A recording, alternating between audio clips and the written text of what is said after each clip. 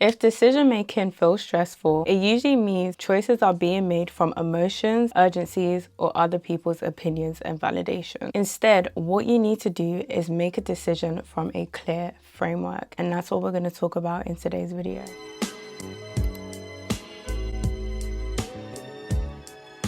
This video will give you a decision method you can use forever that will not give you stress and make you overwhelmed, but will provide you with a logical system and clarity, ensuring that you make the right decision for you with confidence. So why is decision making so hard? I feel like decision making is hard because there's too many things going on at once. Your emotions want relief. Your ego wants to look good in the outside world. Fear wants safety. And sometimes other people's opinions feel louder than yours and feels factual. And in those situations, your brain is wanting speed, not actually processing the severity of the decision. And one thing I want you to realize is a lot of regret comes from making a decision under pressure and from other people's approval. Think back at a time when you had to make a significant decision and it was based off of other people's opinions and judgment, or under pressure. As years have gone by, would you have still made that same decision, knowing how everything would have unfolded? I do want to make this clear, and I do want to preface this by saying that there's no such thing as a right or wrong decision. And one of the secrets and the gems to making the best decision is deciding and making it the right decision, deciding on something and sticking to it. There is no point, once you have made a decision in life, to operate from a place of regret. Of course, as you live life, it's going to provide you with insight, it's going to provide you with more understanding, and maybe hindsight, you would have chose differently. But now you are here, you need to think from a place of solution, and you need to think from a place of what's in my best interest. Recognize that better decisions aren't based off of intelligence. There's no such thing as being smart, so that's why you keep making the best decisions. In my opinion, decisions are a process. When the process is improved, the outcomes improve. So the more you make decisions in life as a woman, and the more you independently make decisions and you don't consult outside noise, the better you become from experiences and from circumstances. And so what you need to practice is being able to make decisions without clarity or confirmation from others. Of course, it's nice to have other people's opinions, but the overall decision has to come from you. And there are certain things in life that do not require other people's opinion and outlook, because it's going to come from their lens.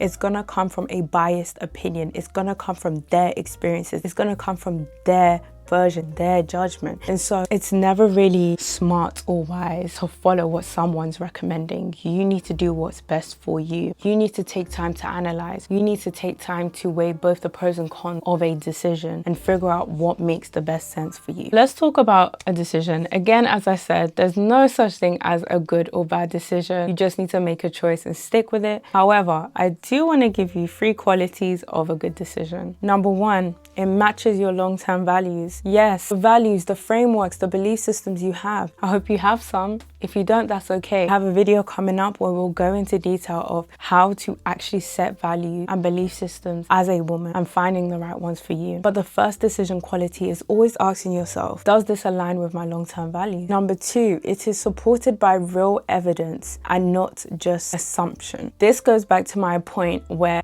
sometimes you may need to consult with people. Sometimes you just kind of want a second opinion, which is fine. However, the opinions that you're getting, is that coming from a factual place? Is that coming from a place where this person actually has experienced it and can give me actual factual information and actual data? Or are they just making assumptions, not having been in a similar situation or the same situation? No point getting advice from someone who hasn't been in a similar situation before. They know nothing about what you're going through. And all they're going to do is try to say something that makes them look like they know what they're saying. That doesn't mean that's sound advice and advice you should take. Number 3, that decision is made from a place of calmness and not urgency. When you are making a decision under pressure, under urgency, there is a level of overwhelm and anxiety you experience. And when you are operating from those levels, you are never fully making a decision that's going to serve your best self. You are panicked. Your body's literally in flight or fight mode. And why would you want to make a decision under that? You have to realize that urgency creates tunnel vision.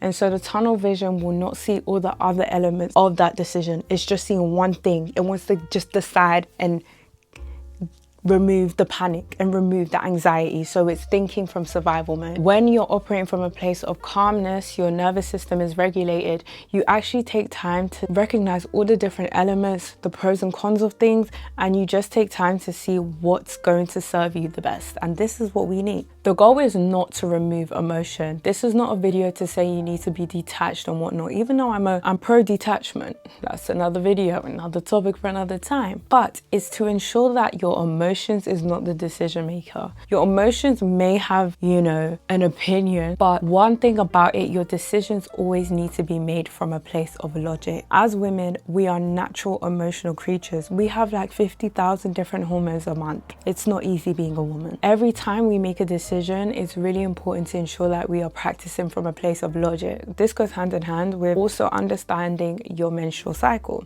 This is not sponsored, but having an app like Flow that allows you to track your different hormones you experience during your cycle will help you recognize when maybe it's not the best time to make certain decisions because your emotions are up here, right? And there may be other seasons where it's a bit better to make decisions because you're operating from a more logical space, like once you've just finished your period. So this is something you have to take into consideration. I now want to share with you guys the decision framework. This is a framework you can use every time you have to make a decision that is a bit overwhelming for you. The framework is simple enough to remember and detailed enough to be useful because it provides you with clarity before action and making that decision. So the framework is C.L.E.A.R.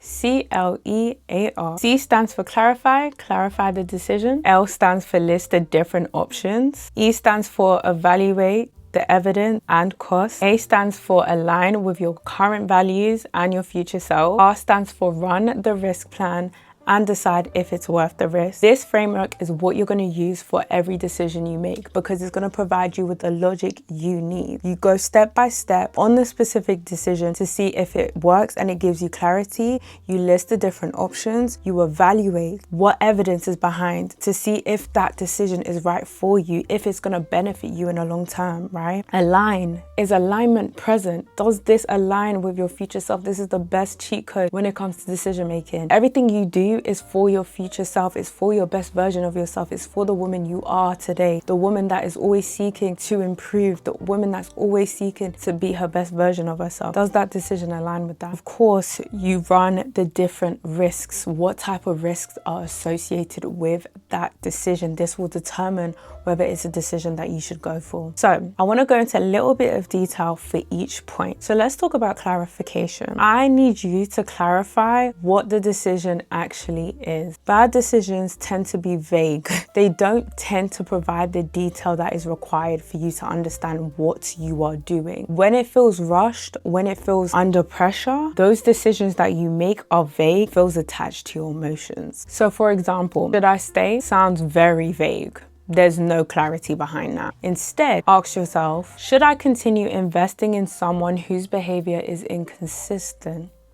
Yeah, that's gonna make you make a real in-depth decision. You see the difference between the two. You need to clarify exactly what type of decision you are making and be specific. Let's talk about listing the options. Better decisions often involve at least 2 or more different options. You can obviously be more flexible to the decision you're making. You can test, you can trial, you can delay, you could renegotiate depending on what the specific decision is, but there's always flexibility around it. So list the different options that are hidden behind the type of decision you're trying to make. So make sure you include the decision of doing nothing because that's still a decision. You choosing to do nothing and be still or deciding not to do anything is still a decision. So include that in there. Just remember it comes with its own consequences. Evaluate evidence and costs. A lot of poor decisions are made from a place of hope, unrealistic expectations. And although I want you to operate from a place of delusion, I also want you to be mindful of the risks that are associated with it. So evaluate the actual evidence, the consequences, what could go right, what could go wrong from making those certain decisions. So at least you are aware and you're not surprised or taken aback when things may not go the way you planned to when you made the decision. Does this align with your values currently and for your future self? This is more of a personal one,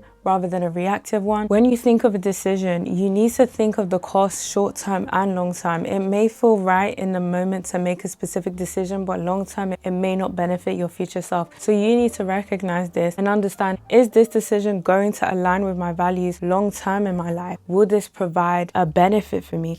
Or is this going to negatively impact me? And so when you actually are able to see if it aligns with your values, it'll give you more clarity whether you should make that specific decision. And then run the risk and decide. A lot of indecision comes from the fear of consequences. And this is what can allow people to remain stagnant and settle and never really take the risk. If you write out a risk plan of things that can go wrong and worst case scenario, you have an idea of what would go wrong. However, I never want you to even think from that place. I always want you to think from a positive perspective. But if you're someone who is paralyzed by fear, then this may be a good indicator for you to see whether the risk is worth it. Guys, if you start to apply these frameworks, I promise you the game will change. You can use it in so many different elements: dating, money, personal growth, the whole nine. Use the C.L.E.A.R framework and it will change your life. You do not have to overcomplicate it. You just need to be logical and you need to assess. Be a woman who assesses her decisions before making one. Even if it's 10 minutes, 20 minutes,